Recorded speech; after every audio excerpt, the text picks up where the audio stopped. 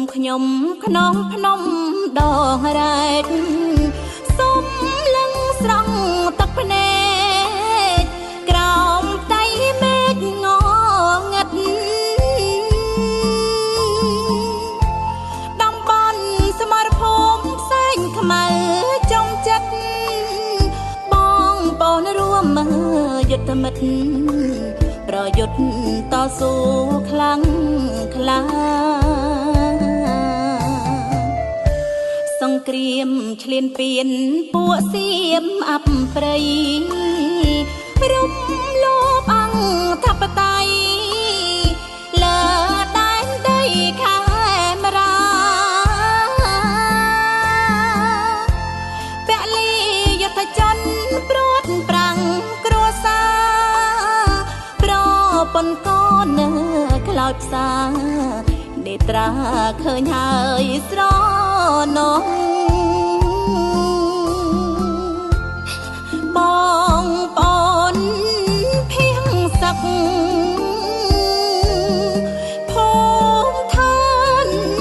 កងមកមិនបានរៀនសងឃ្លាត្រនំធ្លាប់រួងសុខុមប្រែជាបងបងរួមទាំងអស់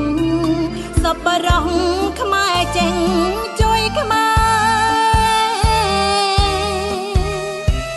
នេះហើយសង្គ្រាមឈាមដាបជោគដីកុលបុត្រខ្មែរប្រុសស្រីភ័យរងគ្រោះគ្រប់គ្នាសម្ដេចដែលចោធិបតីការពារមាតុភូមិ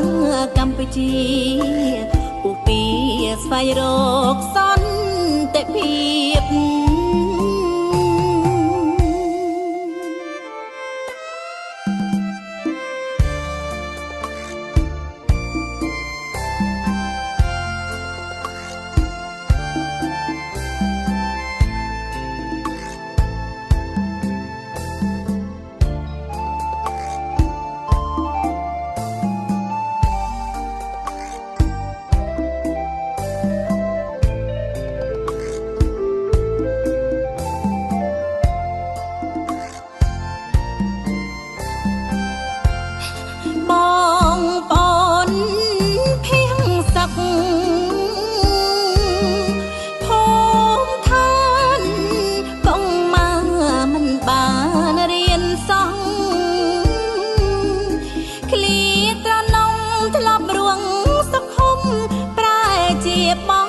បងរួមទាំងអស់សពរងខ្មែរចេញជួយខ្មែរ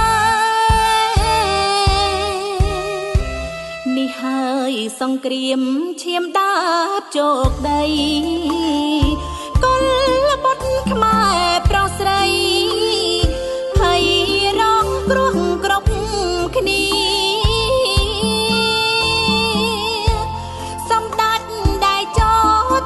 បតីការពារមាតុភូមិកម្ពុជាពុះពីស្វែងរកសន្តិភាព